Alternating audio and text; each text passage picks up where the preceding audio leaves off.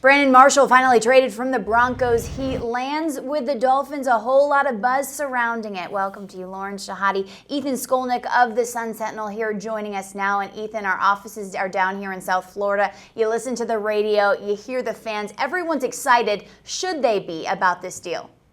Well, absolutely about his talent. There's no question about that. I mean, you're talking about a top 5 talent in terms of the receiver position and a guy who's already proven it. I mean, you know what you're going to get. It's not like taking Dez Bryant in the draft and trying to project him as a player.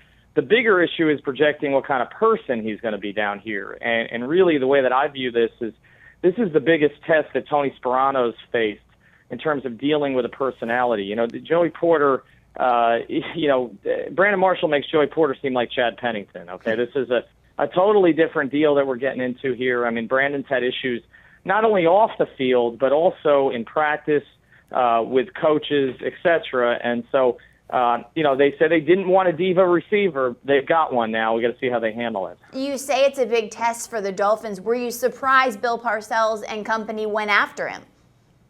I was a little bit. You know, they've been so adamant about the fact that they wanted to have sort of this receiver core by committee. Tony Sparano up at the owners' meetings last month talked about how he was happy with his receivers.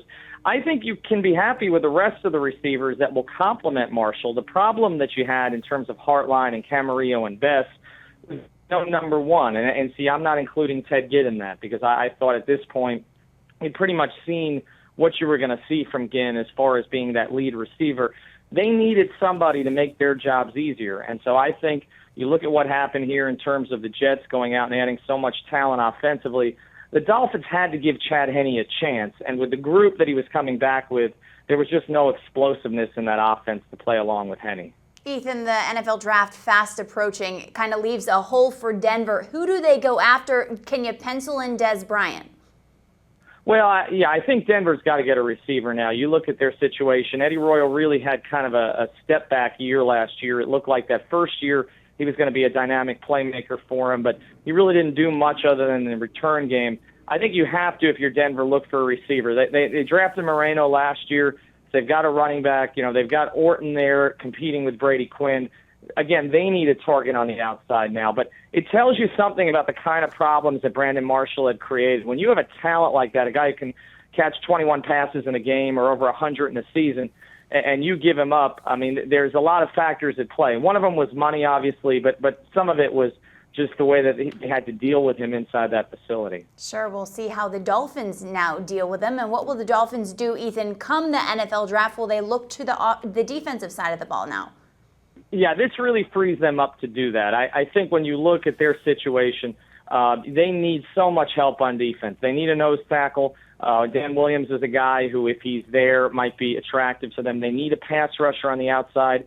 Sergio Kindle is a name that's come up, but there's a bunch of other guys at that spot. And they need a safety, and there's a couple of guys, including the kid from Texas, who might show up there for them also. So they need to there's several positions. That defense got old in a hurry.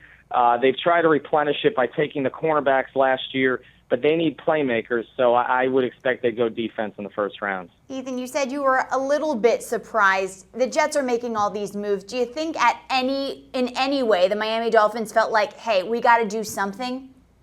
I think some of that played into it, and although they've been adamant, Tony Sparano said that we're trying not to pay attention to what other teams in the division are doing. How can you not? I mean, look at what the Jets have done this offseason, and I'm not one that's even in favor of the swap they made in terms of bringing in Tomlinson for Thomas Jones. I think they took a step back there in terms of what Tomlinson has left. But you look at it, I mean, they've got a whole offseason with Braylon Edwards.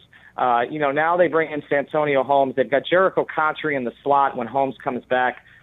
Leon Washington possibly getting back in the mix if they don't trade him. Now he's coming back from injury. Sean Green, a very good tight end, and Dustin Keller. And then add that to the number one defense in the league. I think if you're the Dolphins, you had to do something. At the very least, show your fans you're serious about trying to compete.